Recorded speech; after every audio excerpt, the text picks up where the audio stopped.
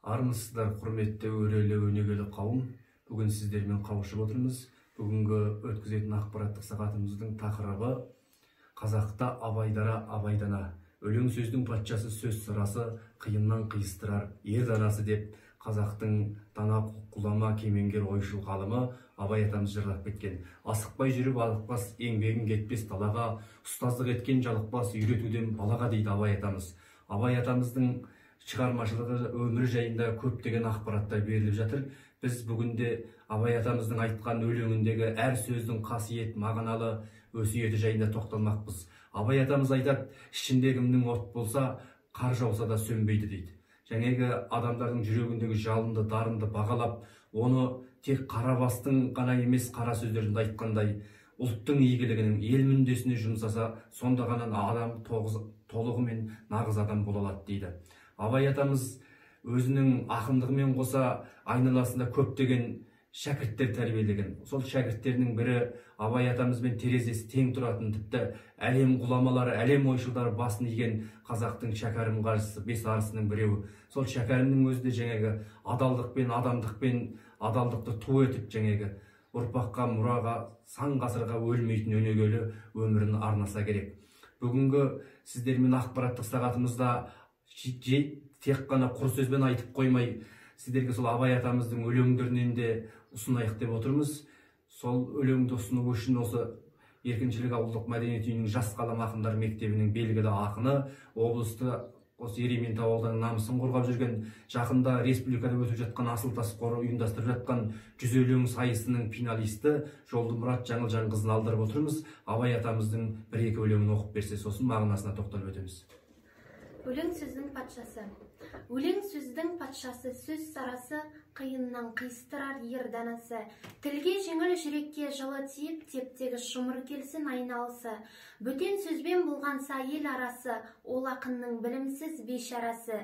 Айтушы мен тыңдаушы көп надан, бұл жұрттың сөз танымас бір парасы.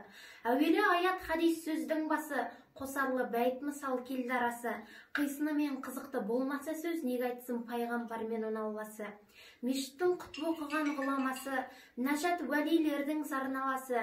Бір сөзін бір сөзіне қиыстырар, әрбірі келгенше өз шамасы. Бұрынғы ескі биді тұрсам барлап, мақалдап айтар екен сөз қосарлап. Ақындары ақылсыз надан келіп, көр жерді сөз қылыпты жоқтан қармап.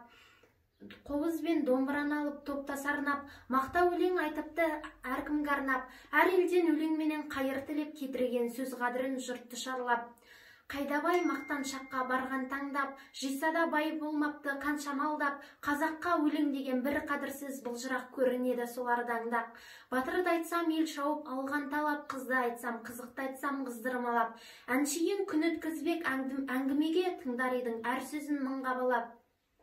Ынсап ұят ар намыс сабыр талап, бұларды керек қылмас ешкім қалап. Терең ой терең ғылым іздемейді, өтірік пен өсекті жүндей сабап. Мен жазбаймын өлеңді ермек үшін. Мен жазбаймын өлеңді ермек үшін, жоқ барды ертегіні термек үшін. Көкірегі сезімді тіл орамды, жаздым үлгі жастарға бермек үшін.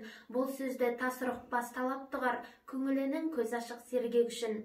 Түзугел қисық қыңыр қырын келмей, сыртын танып іс бітпес сырын көрмей. Шу дегенде құлағың тосаңсиды, өскен соң мұндай сөзді бұрын көрмей. Таңғаламын алдыңға айтқан ұқпай, жән айта бер дейді жұртының бермей. Сөз айттым әзірет әлі айдаһарсыз, мұнда жоқ алтын иек сарала қыз. Кәрілікті жамандап өлім тілеп болсын деген, жерім жоқ жігіт арсыз. Әсіресе қызыл емес деп жеренбеңіз, түбі терең сөз артық бір байқарсыз.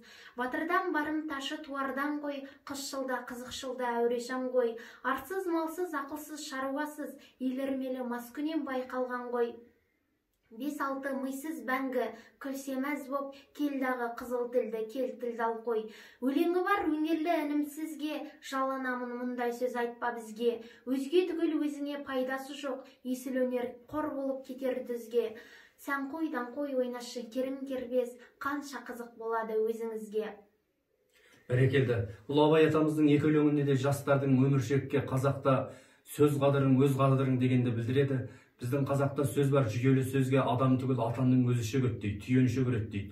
Сондықтан қазақтың осы сөзінің қадір қасиетін кетірмей, орынсыз жерге қолданбай, толығымен нақты ел үшін, ұлт үшін жаңағы қолдануға шақырады. Сонымен қатар жастарды бекере қарап жатпай, білімге, ғылымға, өнерге талпынуға шақырады. Әр елде дәстүрдің озығы бар, тозығы бар дегендей, бұрынғы әркімнің өзіне икемдеп айтқан ескі мақалдарды Абай атамыз бір кісіде яқсынап өтеді. Абай атамыз негізінде жазба әдебиеттің негізін қалап, шығыстың ойшылдарынан өзі сусындап, керемет талғамды, мәңгілік өзі қазақтың қара түнде адастырмас темірқазындай жарқырап тұрған бір шоқ жұлдызымыз. Сол Абай атамыздың айналасындағы жаңағы ақындар, Шәкәрім, тағы басқа ақындар керемет өнегелі мұра қалдырып, осы күнде де Семейдің ақындардың мәртебесі қай қашанда биік тұратыны белгілі.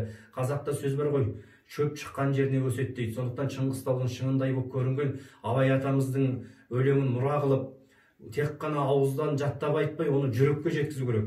Жүректен шыққан сөз білімдіге болсын кез деп айтады ғой өз өлеңдерінде де, жаңағы Шәкәрім өлеңдерінен де. Сол жаңағы әр нәрсені жүрекпен қабылда дейді. Мысалы, көңілге қонбай албат іс қылма дейді. Сондықтан Абай айтқан жаңағы ақылың жетпесе арман емес деп. Арманның өзін қиялымен емес, тек арманның өзіне де ақылың жету керек екен. Жаңағы талабыңмен, еңбегіңмен, күш қайратың баралмай ма сол жайында. Одан кейін Абай атамыз қара сөздерінде айтады. Адам екі мақсатпен өмірге келеді дейді.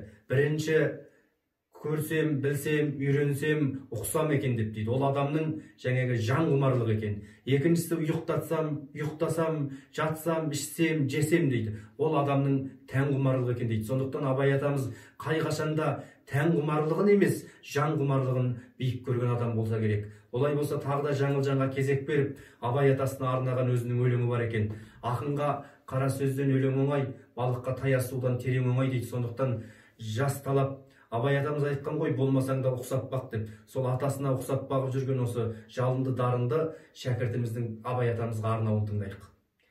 Жақсы, рахмет. Өлең сөздің патшасына арнау. Өлең сөздің патшасы Абайданам, жырыңнан сусындаған талай балаң. Тағылымды мұраңа бас емін, тамырыңда қазақы қан ойнаған. Әр сөзің жүректерге жетті нұрдай, тер төктің отты қылғай, текті қылғай. Тебірене айтқан ойың биік бүгін, көрінген Шығыстаудың шоқтығындай. Қылыш етіп қаламды қайрадыңда, қайтардың озбырлардың айбарында.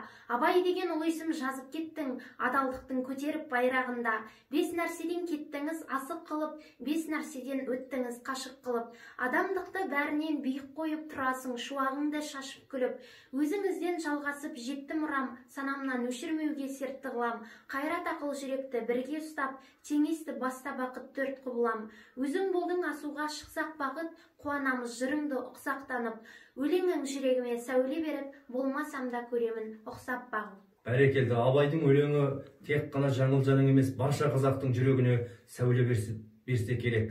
Қазақта әкеге қарап ұл өсер, шешеге қарап қыз өсер дейді. Жаңағы Абай атамыздың Абай болып қалыптасуына, осы Абайдың қазаққа дана болып, дара болып қалыптасуына жаңағы әкесі Құнанбай қажының өрелі керемет. Әкеден тәлім алған, әкесі де адалдықты ту еткен, жаңағы Меккеге үй салдырған, барша қазақтың мұң-мұқтажын жырлаған текті атамыз болса керек. Және де Абайдың солай қалыптасуына бұрында ертек айтатын, кимешек киген алтын әжелеріміз көп еді ғой. Сол әжелердің алтынның сынығындай нағыз алтын, сап алтын сөздерді Абай атамыздың санасына бала кезден бесігінде сіңірген Зере, Ұлжан аналарымыз болса керек. Сол Зере, Ұлжан аналарымыздың тәлімін алған Абай атамыз Зере, Ұлтжанды ұлтына жаңағы жан ашыған, елдің мұңын жоқтайтын, елдің жоғын жоқтап мұңын мұңдайтын адам болып қалыптасса керек. Сол Абай атамыздың алтын ізінен жаңылмай, сол Абайдың адалдық бағытымен жүруге барлық қазақты, әрбір қазақ баласы нәсіп етсін. Ал енді бүгінгі ақпараттық сабағымыздың қорытындысын, Абайдара Абайдана деген сабағымыздың қорытындысын Жаңылжанның осы Абай атамыздың өзінің бір тамаша әндері бар ғой, өз жүрегінен шығарған. Сол бір әнін айтып орындап, сонымен аяқтасақ құп болар еді. Жақсы, рахмет. Абай атамыздың айттым сәлем қалың қасәні. Айттым сәлем қалам қас, саған құрбым мал мен бас, бір өзіңнен басқа жанға ынтықтығым артылмас. Бір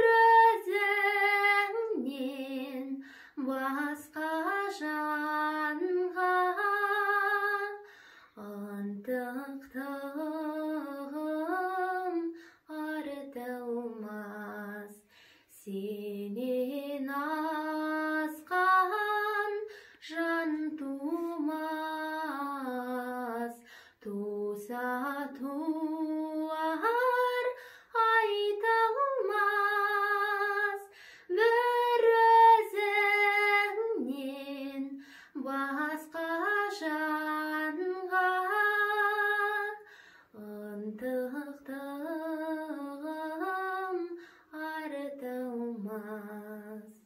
Бәрекелді, рахмет. Абай атамыз осы өлеңін өміршең болуының себебі жаңағы тауға жақындаған сайын биіктеп мұнарланып көріне береді ғой. Сол секілді Абай атамыз оқып біліп таныған сайын өзінің биіктігін, мәңгілік тектілігін, өресін жоғалтпай, барша қазақтың жаңағы шырағындай, адалдықтың ақ байрағындай желбіреп тұра берері айдан анық. Абайды ұлықтайтын, ұмытпайтын, қазақта абай дара, абай дана деп ұрандайтын жастарымыз көп болсын. Абайдың әлемі жарық болып, бәріміздің жүрегімізге сәуле төксін. Назарларыңызға мыңда бір рахмет. Азаматтарыңыз аттан түспесін. Аман болыңыздар.